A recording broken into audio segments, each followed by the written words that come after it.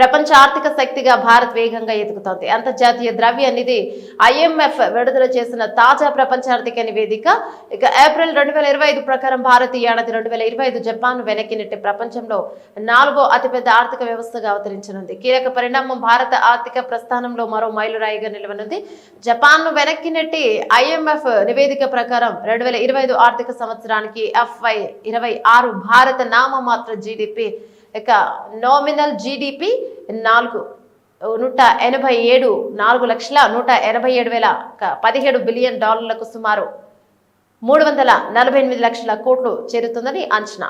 ఇదే కాలంలో Japan GDP 4,186,431 billion డాలర్లుగా సుమారు 347.9 లక్షల కోట్లు ఉండొచ్చని పేర్కొంది. స్వల్ప తేడాతో భారత్ జపాన్ అధిగమించి 4వ స్థానానికి ఎగబాకనుంది. ప్రస్తుతం 2024 వరకు భారత్ 5వ అతిపెద్ద ఆర్థిక వ్యవస్థగా కొనసాగుతున్న సంగతి తెలిసిందే. 3వ స్థానంపై కన్ను భారత్ ప్రస్థానం ఇక్కడితో ఆగదని, రానున్న సంవత్సరాల్లో జర్మనీని కూడా అధిగమించి ప్రపంచంలో 3వ అతిపెద్ద ఆర్థిక శక్తిగా అవతరిస్తోందని IMF అంచనా వేసింది. 2028 నాటికి భారత జీడీపీ 5,584.476 బిలియన్ డాలర్లకు చేరుతోందని, అదే సమయంలో జర్మనీ జీడీపీ 5,251.928 బిలియన్ డాలర్లు ఉంటుందని లెక్కగట్టింది.